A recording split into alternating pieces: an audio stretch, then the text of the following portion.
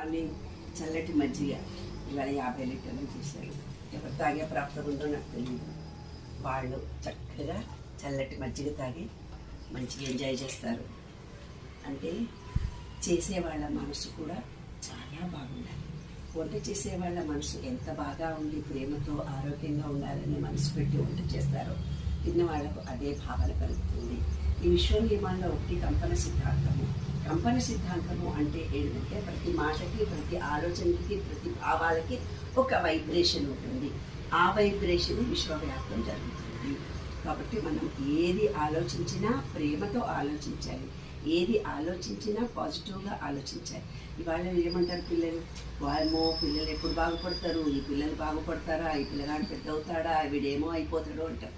అరే నీ కన్నాలారా, నా పిల్లలు బాగుపడతారు, ఈ విశ్వం సహాయం చేస్తుంది, నా పిల్లలకి ఏమీ కాదు, వాళ్ళంతా వాళ్ళు బ్రతుకుతారని మీరు ఒక్క మాట కూడా అనరు కదరా నోటితోటి. వాళ్ళు ఎట్లా బాగుపడతారు?